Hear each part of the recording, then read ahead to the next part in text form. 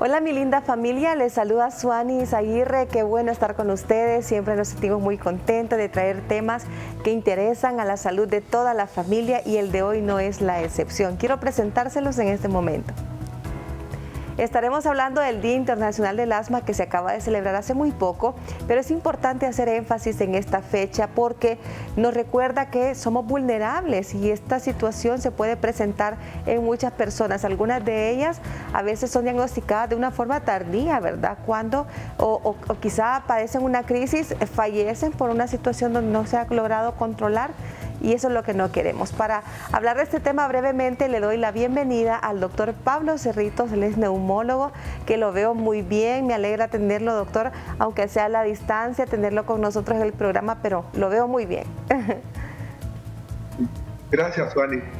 Hablar del asma es hablar de una enfermedad que es crónica en el aparato respiratorio, porque en alguna forma los bronquios son hiperreactivos. El asma, nos damos cuenta de que hay asma cuando los niños, desde que nacen, comienzan a presentar tos y dificultad respiratoria.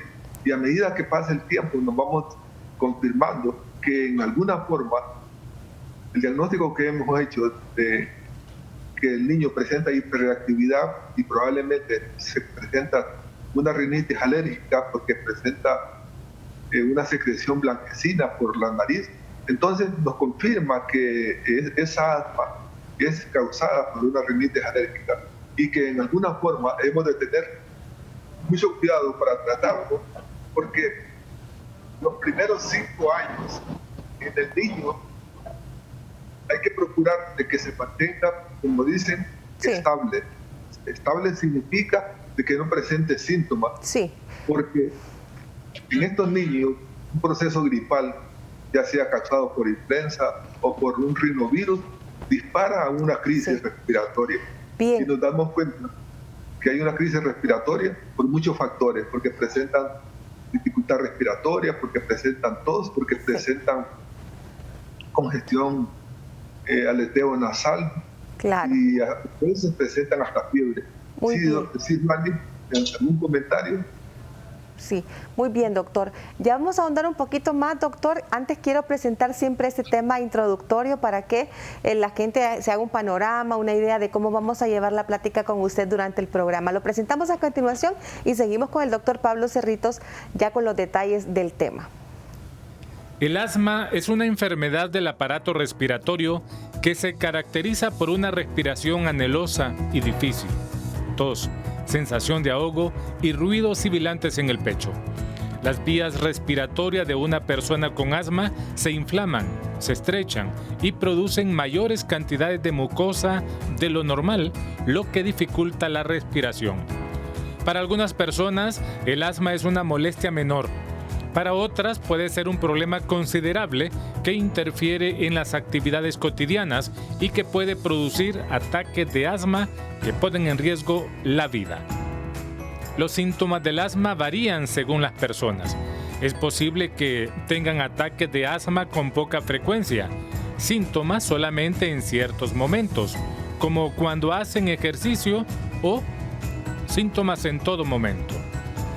Los signos y síntomas del asma comprenden falta de aire, dolor u opresión del pecho, sibilancias al exhalar, que es un signo común de asma en los niños, problemas para dormir causados por la falta de aliento, tos o sibilancia al respirar, que empeora con un virus respiratorio como un resfriado o gripe. Es importante no tomar más medicamentos de los que te han recetado. El abuso de fármacos contra el asma puede producir efectos secundarios y empeorar esta condición de salud. Aprendamos más sobre el asma en su programa Con Salud. Excelente. Doctor Pablo, tengo una pregunta. Usted decía una enfermedad crónica que se presenta desde que están niños, pero también, bueno, no todo está dicho. De repente pueden haber algunas excepciones a la regla.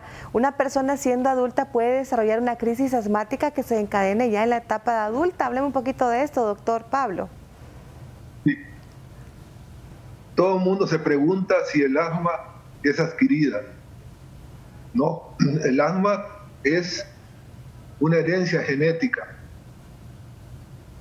Pongamos, cuando entrevistamos a un paciente, le preguntamos si en su familia, ya sea un abuelo, los padres, los tíos, los hermanos o los primos, alguno ha presentado asma. ¿Y por qué le preguntamos eso? Porque nosotros sabemos que el asma no es adquirida, sino que es una enfermedad genética, o sea, producto de la herencia. Y nos damos cuenta que es producto de la herencia porque en alguna forma, cuando se hacen las pruebas alérgicas cutáneas, no todos los pacientes presentan una dermatitis alérgica o un problema secundario a una alergia, sino que es genético. ¿Y qué significa que es genético? De que nos damos cuenta de que esa persona, cuando corre o hace ejercicio, presenta tos repetitiva que tiene que esperar un determinado tiempo para que se le quite. Cuando está con proceso viral o gripe, también presenta tos. Y de pronto nos damos cuenta que esa tos que se manifiesta cuando están acostados de noche, cuando presentan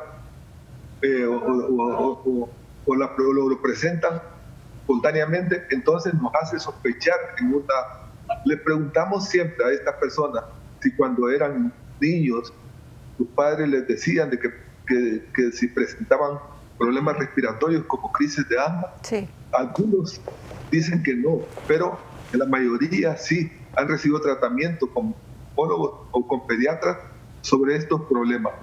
Así que la tos en alguna forma siempre nos indica que existe la posibilidad de que exista un cuadro de asma, ya sea en el niño o en el paciente adulto. Sí, doctor Pablo, tengo una pregunta y bueno, forzosamente tengo que hacerla referente a lo de COVID-19. Bueno, estamos hablando que el asma, pues hay un factor genético predominante en ella para desarrollarla. Muchas personas con esto de COVID desarrollan neumonía. Esta es otra cuestión, pero quisiera saber si el asma podría quedar como un efecto secundario después de haber pasado por COVID-19. Después del COVID-19, ¿sí? No, los pacientes no presentan asma. Lo que sucede es que como hay una trombosis pulmonar, entonces el asma es secundario al coronavirus, que es una virosis, y secundario a la trombosis pulmonar. Entonces lo que se presenta es una fibrosis pulmonar, o sea, un daño permanente que en alguna forma, después de que salen del proceso del COVID, les damos un tratamiento con un medicamento que evita que se siga produciendo esa trombosis pulmonar o que se preserve esa trombosis y que se vayan deshaciendo los trombos que en alguna forma pueden ocasionar esa fibrosis que nos va a producir una enfermedad pulmonar obstructiva crónica permanente. Muy bien, doctor. Es importante que hablemos un poco que existen agentes externos que pueden desencadenar una crisis asmática. Muchas personas que se exponen de repente al polvo son como detonantes, ¿verdad? O sea, se vive con la condición de la asma ya per se. Sin embargo, existen este tipo de ambiente, ¿verdad? O de cuestiones en el ambiente, mejor dicho, como el polen, el polvo, ¿verdad? Algunos olores fuertes, químicos que podrían desencadenar una crisis asmática. También los ácaros que se encuentran en los cuartos de los niños, los ácaros que se encuentran en los juguetes que les regalan, como decir peluches, eso puede desencadenar y disparar una crisis de asma que se manifiesta ya sea por aleteo nasal, por tos, por dificultad respiratoria, por silbido o sibilancias pulmonares, y que en alguna forma ya es una crisis y que ocupa tratamiento, ya sea en una emergencia o en su casa, siempre y cuando tenga la educación adecuada de que puede utilizar un broncodilatador rápido como es el salbutamol y usarlo cada 4 horas durante las primeras 24 horas para ver si responde adecuadamente. Doctor, voy a hacer Doctor Cerritos, perdone que le interrumpa. Voy a hacer una pequeña pausa muy breve, pero al regreso hablaremos un poco de algo que es muy importante, que quiero que usted, después de que aborde esa parte de consejo que nos estaba dando ahorita, me pueda responder acerca de esto y hagamos la aclaración o también la observación. ¿Se cierra la vía respiratoria o se obstruye? O pueden ser ambas. Al regreso de la pausa me lo responde, por favor. Vamos a un corte, no nos cambie, ya regresamos a su programa Con Salud.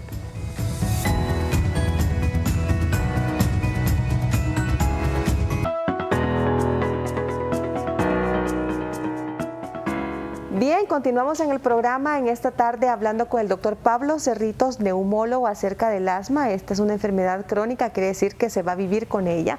No obstante, hay episodios de repente donde se dan crisis asmáticas que las pueden provocar o detonar algunos elementos. Ya el doctor decía, si hay peluches, ácaros en el ambiente, la mota de la ropa, algunos tipos de tejidos, el polvo, el polen y así cuánta variedad de elementos que están en el ambiente pueden generar una crisis.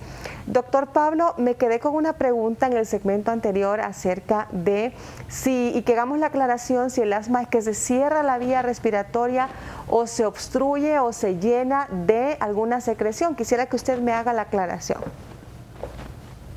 Bueno, en una crisis de asma, la hipersecreción que se va produciendo como una respuesta reactiva al disparo, ya sea por el humo de un cigarro o por un virus como la influenza o inclusive el coronavirus, que también es un virus, lo que se va produciendo es una producción de secreción mucosa.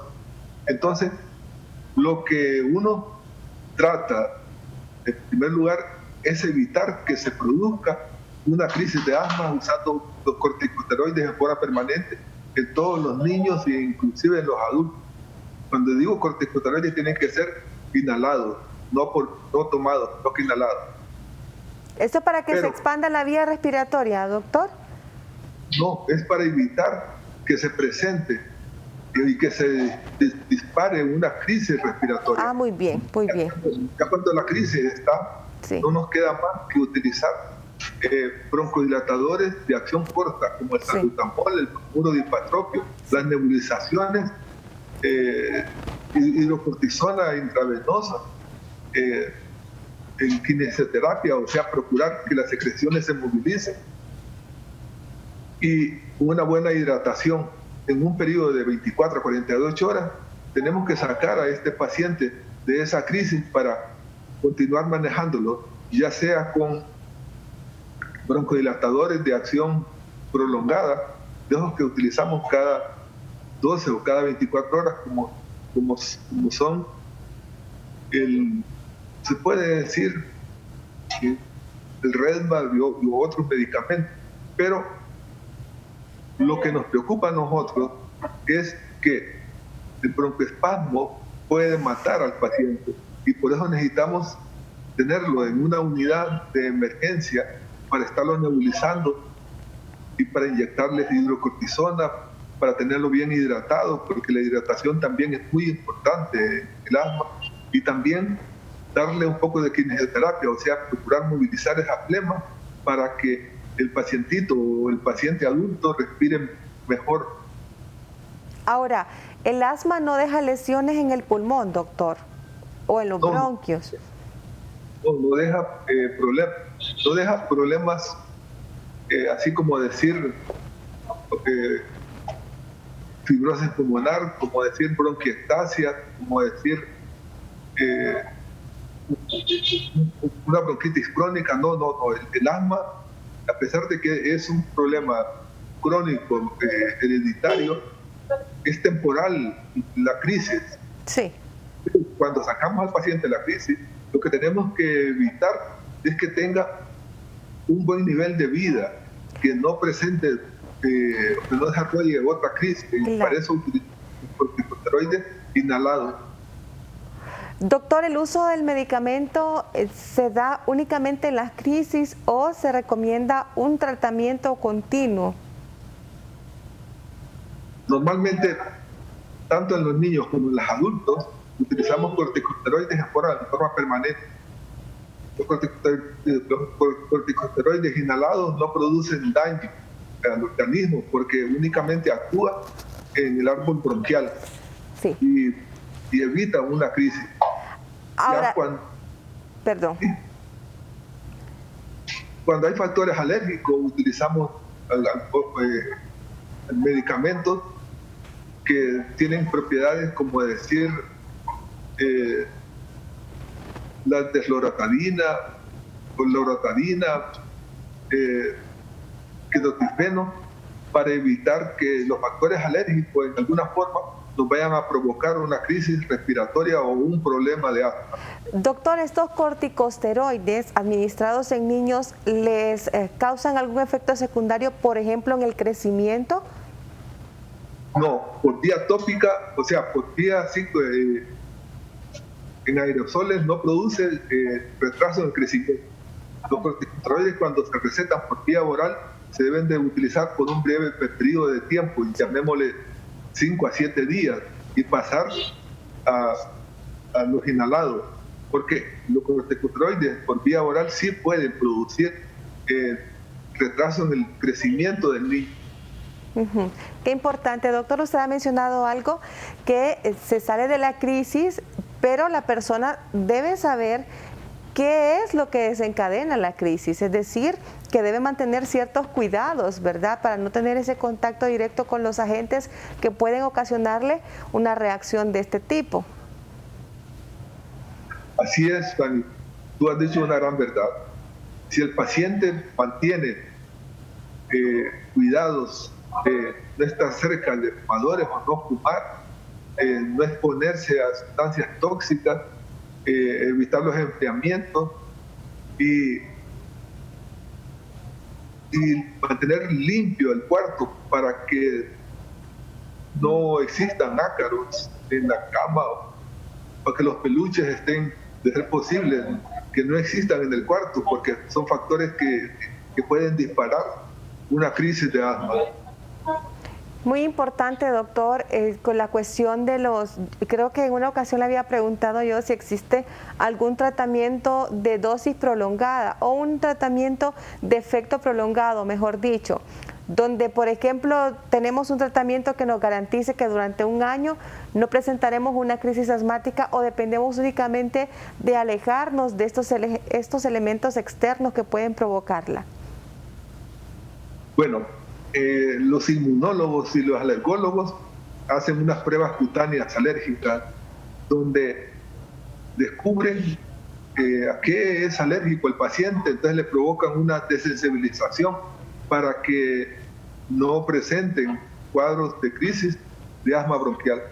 Son los únicos que en alguna forma pueden influir en retrasar las crisis, pero usted tiene que recordar que el asma es de herencia genética y por lo tanto lo más importante es usar los corticosteroides por vía inhalada, porque así evitamos que se presente una crisis. Sí, doctor, voy a hacer una pausa y al regreso las conclusiones de este importante tema, y que la gente no se mueva. Rapidito, regresamos a Con Salud.